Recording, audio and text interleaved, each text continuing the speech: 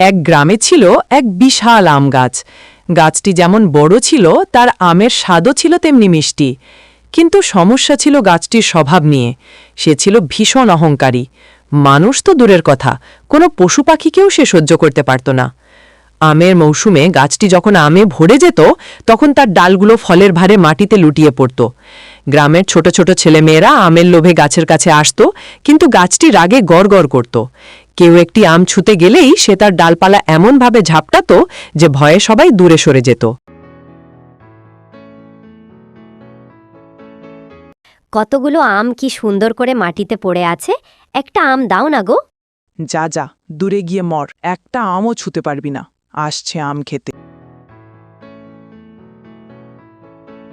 সে মনে মনে ভাবত, আমার এই সুন্দর ফলগুলো কেন এই তুচ্ছ মানুষগুলো খাবে? তার চেয়ে এগুলো মাটিতে পড়ে পচে যাওয়াই ভালো।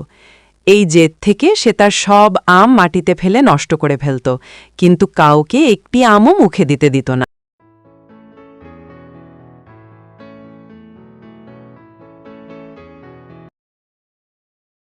কি ব্যাপার, হঠাৎ আকাশ কালো মেঘে ঢেকে গেল কেন? মনে হচ্ছে বৃষ্টি আসবে। পরদিন সকালে আকাশ কালো মেঘে ঢেকে গেল, আর শুরু হলো প্রচণ্ড ঝড়। বনের অন্য গাছগুলো মাথা নিচু করলেও অহংকারী আম গাছটি শটান দাঁড়িয়ে রইল। বাতাসের তীব্র ঝাপটায় হঠাৎ গাছটি শিকড়সহ উপড়ে মাটিতে লুটিয়ে পড়ল।